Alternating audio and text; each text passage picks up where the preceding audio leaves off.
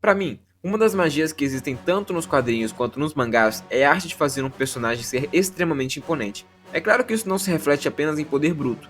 Um personagem pode ser considerado imponente pela sua inteligência, mas na grande maioria das vezes isso é por conta do seu poder. Alguns desses personagens têm pouquíssimas aparições, como é o caso de alguns que eu vou citar nessa lista, mas outros se tornaram cada vez mais frequentes, até perderem a aura que tinham ao aparecer nas páginas de um quadrinho. Pensando nisso, hoje eu decidi trazer os 8 personagens que, na minha opinião, perderam não apenas o seu poder, mas toda a imponência que transmitiam ao aparecer nas telas. Também vou tentar explicar os motivos pela qual isso aconteceu com cada personagem, caso eu saiba qual é. Mas chega de enrolação. Indo para o primeiro da lista, eu coloquei o Sentinela. Desde a primeira aparição do personagem nos quadrinhos até o seu fatídico final, o Sentinela sempre foi considerado um dos heróis mais fortes da Terra, e muitas vezes o herói mais forte da Terra. E isso sim não é um exagero. O próprio já disse que é o mortal mais forte da Terra, e o Homem-Aranha já evidenciou que ele é o único acima do Hulk, o que é bem discutível na minha opinião, mas eu posso deixar esse tema para outro vídeo. Independente disso, é certo que o personagem sempre foi um dos mais poderosos, e não é por menos. O poder equivalente a 1 milhão de sóis dentro de si faria qualquer um quase um deus. Não é à toa que geralmente nas grandes crises que se passam na Terra, o personagem é escanteado, porque ele não pode participar senão resolveria tudo. Até mesmo na Dinastia M, quando a Feiticeira Escarlate mudou toda a realidade, o personagem continuava lá, mas por conta da sua esquizofrenia ele não participou dos eventos. O personagem conseguiu se tornar ainda mais poderoso alguns anos atrás, quando conseguiu unir suas 3 personalidades em um único corpo, ou seja, o Sentinela e o Vazio estavam unidos em um só, junto da personalidade principal que é o Robert. Se ele era mais forte antes, agora ele é invencível, pelo menos para os padrões dos heróis. Mas a Marvel conseguiu não só deixá-lo para escanteio mais uma vez, como também matá-lo no arco do Rei de Preto. Usaram como desculpa o fato de que o personagem tinha sombras dentro dele, então que não poderia absorvê-lo. A partir daí foi só ladeira abaixo para o personagem. Creio que alguns de vocês já devem ter visto o vídeo do Nerd, onde ele fala que o Sentinela agora são vários personagens em um só, para depois voltar a ser um único personagem que é cadeirante. Enfim, a verdade é que eu acredito que os roteiristas simplesmente não sabem o que fazer com um personagem tão poderoso. Ao invés de enfraquecê-lo, simplesmente o fizeram mudar. Não de uma maneira que agradasse os fãs, mas foi o que aconteceu. Dito isso, vamos para o próximo da lista. Esse aqui ocupa exclusivamente o universo cinematográfico da Marvel, que pegou o Drax e o transformou em uma piada. Um dos poucos problemas que eu tenho com os filmes de super-heróis é como eles influenciam diretamente os quadrinhos da Marvel, sendo que deveria ser ao contrário. Eu não vou me aprofundar muito nessa discussão porque eu já pretendo fazer um vídeo exclusivo sobre isso, mas o Drax foi um dos que mais sofreu. Para quem já teve o prazer de ler os quadrinhos mais antigos, especialmente os que envolvem o Thanos, sabe que o Drax sempre foi um personagem bem presente e muito poderoso. Ele foi criado a dedo pelo avô do Thanos, Cronos, para destruir o seu próprio neto. E o Drax era muito capaz de fazer isso, pois sempre foi muito poderoso, ao ponto de bater de frente com personagens como Gladiador e Hulk. Mas após a popularização dos filmes do Guardiões da Galáxia, o Drax literalmente sofreu uma mutação nos quadrinhos e se transformou no Drax que vemos hoje nos filmes, tanto em aparência quanto em força. Não dá para jogar esse primeiro momento do Drax, já que ele ainda estava bem forte e conseguiu até matar o Thanos, que é o seu objetivo principal de vida. Mas de lá pra cá, o personagem nunca mais teve feitos e aparições tão poderosas quanto nos quadrinhos mais antigos. Apesar de eu ter as minhas críticas em relação aos filmes, ainda acho que foi importante eles estarem lá para popularizar um grupo tão esquecido quanto os Guardiões da Galáxia. Mesmo assim, é muito insatisfatório ver o que fizeram com um personagem tão antigo e poderoso quanto o Drax, por mais que ele não fosse tão conhecido assim pelo público e, consequentemente, não tão querido.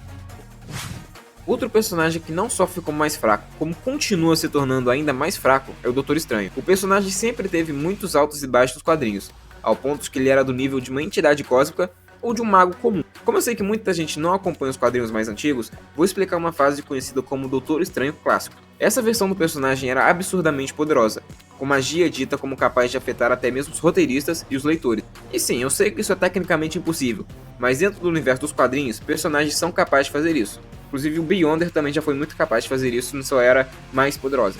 Mas enfim, ele derrotava personagens que eram considerados deuses, tão poderosos quanto imaginavam ser, ou seja, virtualmente onipotentes. Ele era capaz de até mesmo espantar o Galactus com um dos seus feitiços e suportar ataques do Tribunal Vivo. Mas como eu mencionei na parte do Sentinela, ter um personagem assim é muito problemático. Um personagem que pode resolver tudo estalando os dedos. Então gradualmente a Marvel foi o enfraquecendo algumas vezes, até mesmo tirando seu posto de Mago Supremo, como aconteceu na fase do Loki. Atualmente ele está tão fraco que recebeu um ataque pelas costas do Blade, e não apenas isso, ele novamente perdeu seu posto de Feiticeiro Supremo, que agora é do Doutor Destino, um tema que pretendo explorar em um vídeo exclusivo também.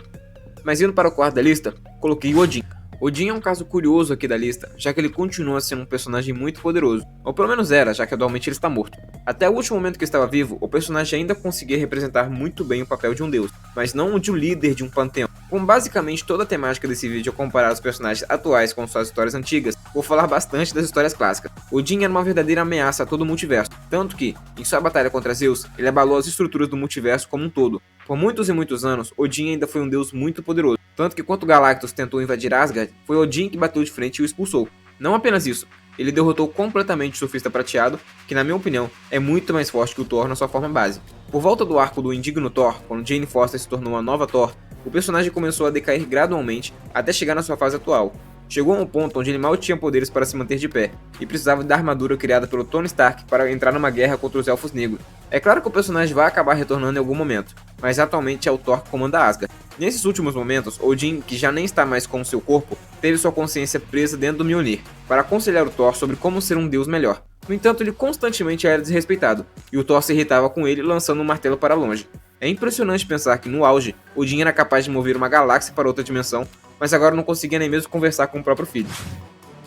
Indo agora para as entidades, o primeiro que deveria entrar na lista, na minha opinião, é o Galactus. Na sua primeira aparição, o personagem era tão perigoso e imponente que o Vigia teve que quebrar o seu voto de nunca interferir na Terra para avisar o Quarteto Fantástico sobre a sua chegada. O Celestial Renegado, como muitas vezes é descrito, até meados de 2010 era uma das entidades mais respeitadas da Marvel. Isso se deve ao fato de que ele enfrentava muitas entidades poderosas, como os Celestiais e o Abraxas. Ele também se colocava em situações que seriam extremamente perigosas para qualquer outro personagem, como descer ao inferno para lutar contra Mephisto. Galactus conseguiu sair vitorioso dessa batalha, ameaçando destruir todo o reino de Mephisto e consumi-lo, o que liberou a alma do Surfista Prateado, que era o que ele estava buscando. Esse é o primeiro caso dessa lista que eu realmente não consigo entender em que momento ficou tão enfraquecido. Atualmente o personagem é mais usado como uma escada para outros personagens do que qualquer outra coisa. Ele sofreu uma derrota humilhante para o Inverno Sombrio, ao ponto de precisar buscar planetas que o deixassem mais forte para enfrentar a entidade. Mesmo assim, não conseguiu fazer nada. O Thor também o humilhou completamente, absorvendo seus poderes e o matou, colocando seu capacete na entrada dos portões de Asgard. Quando parecia que ele ia voltar a ser uma entidade respeitada e poderosa, se unindo ao destruidor de Asgard, acabou não dando em nada. Hoje em dia ele só serve para ter grandes aparições, demonstrar a ameaça que representa, mas no fim das contas ele acaba apanhando do mesmo jeito. Já foi até anunciado um novo crossover da Marvel, onde adivinha quem vai ser o vilão principal? Exatamente, Galactus. Pelo menos recebemos um quadrinho ou uma linha do tempo alternativa, onde enlouquece, destrói todos os heróis da Terra, junto com cada parte do universo, até ser impedido pelo Dr. Destino. Foi o mínimo de respeito que a Marvel teve com o Galactus nos últimos 5 anos, pelo menos. Mas eu acho que foi mais para engrandecer o Dr. Destino do que o Galactus. Mas eu acho que já é melhor do que nada. O Tribunal Vivo era um personagem muito raramente utilizado pela Marvel, geralmente aparecendo apenas em grandes crises multiversais, especialmente quando envolvia o Thanos, que tem a irritante mania de ameaçar toda a existência. Por muitos anos ele foi considerado o segundo ser mais poderoso da Marvel, apenas abaixo do One Above All. Na minha opinião, atualmente ele não ocupa mais esse posto.